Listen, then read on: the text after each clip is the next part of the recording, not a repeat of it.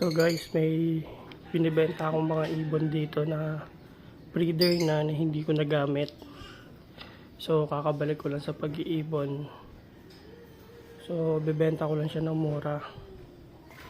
Dahil bibili ako ng mga cages. Ayan, kasi sobrang luma na. Nest box.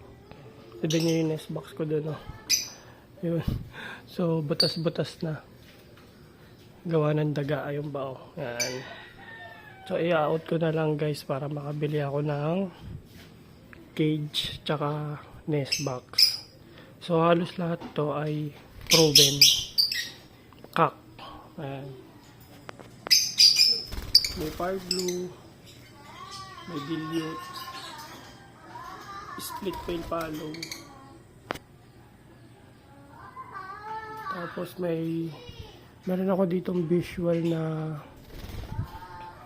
tawag dito violet, pale palo, opaline na possible dilute kasi anak yan ng both split na na pale palo na split dilute. Nag visual na siya. Then may wild type. Ayan, yung wild type. So cock din yan. Halos lahat ng nandito sa cage, puro cock. Ayun o, cock yan. Kung titignan nyo sa size, cock na cock. Then, may isang green, split opa, possible RF, possible Ino. So, Ino guys Ino. Ayun o. Ayan. Yun din.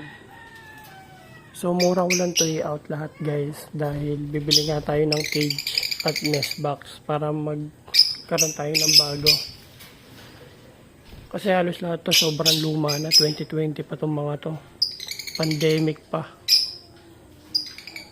So yan lang naman yung ibon ko guys yan. So kukunti lang dito. May pinagpaparis ako. So Lutino Opaline, yan yung dalawa, back to back albino Opaline, hen and cock. Ito hindi ko pa sure yung gender ng Lutino Opa. Then meron din ako doon pinagpapares na green Opa, Ino, tsaka isang Lutino split Opa. So sana mag-hen yun. Yan, konti lang. Tapos ito yung RF ko guys. Yan. Opa. Green Opa, possible RF, possible pale palo. Pinagpapares ko. So yan lang guys, sana mabili nyo itong mga ina-out ko. Halos lahat cock, kung kailangan nyo ng cock, so PM nyo lang ako.